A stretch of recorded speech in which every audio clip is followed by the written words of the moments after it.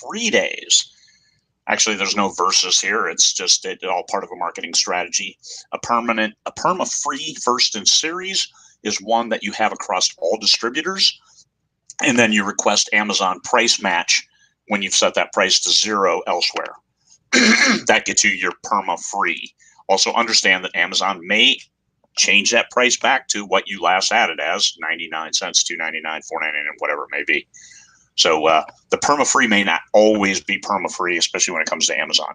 And that's just a glitch in the system. Understand that you have to keep your eye on it. Free days, that's for those who are exclusive to Amazon. You have Kindle Unlimited. You can get 5 free days a quarter, and I suggest you use them on occasion.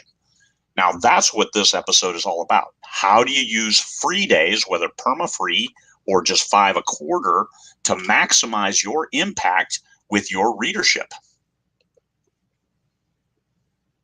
Target the right people. That's how. You can throw a lot of mud at the wall when you're doing free. You can get it out everywhere, and all you're going to get is disappointed because people will pick it up. Freebie seekers, books that used to go, if 10% of the people who picked up your book for free continued on, that was cool. Now it's like 2% or 1%. So you need to give away 100 books to get one person who will then buy the second book. That's a big challenge. So now it's a numbers game. How do we get the biggest numbers? Or you can target better readers instead of just throwing it out there and trying to get 100,000 downloads. How about 1,000 downloads, but you do get that 10%. So instead of trying to get 100,000 to get 1,000, hey, maybe just 1,000 to get 100 real readers, those folks who want to read this stuff. So that's what you do with your free days. You give those samples to the right readers. Make sure you target your genre, the readership that likes that kind of thing, and hit them hard. And occasionally, it's not a constant barrage, but then again, marketing 7 touches, right? 7 times somebody sees something before they pick it up. Also, I'm not a big fan of the term freebie. It cheapens the value of your story. So here's a free first in series. Make sure you protect your brand. This isn't just a freebie. Hey, I'm throwing a freebie out there. I am putting a book out, a sample, a tasty sampler for you to dig into and hopefully like my stuff and keep reading. Your back matter is critical in that free book because here you're taking somebody who might just browse the book or might actually read it, but then you got to give them a place to go once they finish and say, hey, I did like this book. I have more stuff. I would never, ever give, if I only have one book, I would never, ever give it for free unless it was through a promotion where I was guaranteed to get their email address, like a BookFunnel promotion, Story Origin, something like that.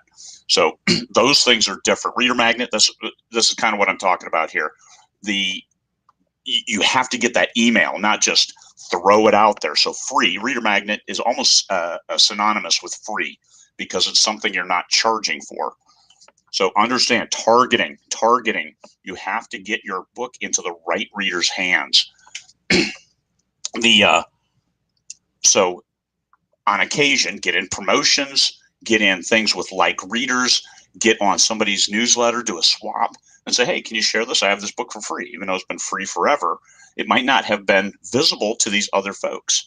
And so you just put it out there, but the right readers.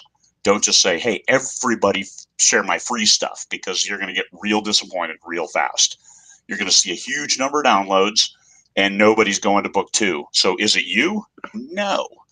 There might not be anything wrong with the book, but you've just thrown it out so wide that people aren't reading it, because these are people who like free stuff and just load up their Kindle, thousands of books on Kindle, and I've got plenty to read without ever having to pay another penny.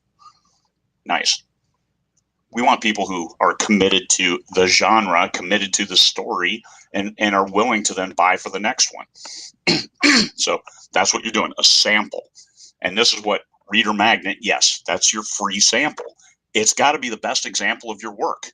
Don't just throw something out there that, hey, I have this extra story, let me throw it out there. I did that. It was wrong.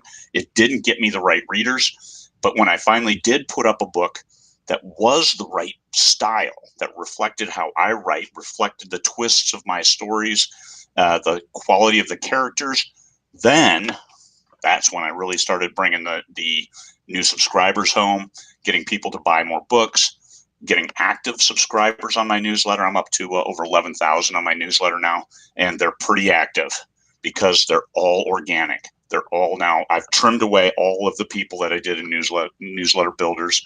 Those were just a complete waste. And yes, I did get some, but the sheer volume of people who were disengaged was a tidal wave crushing everything else.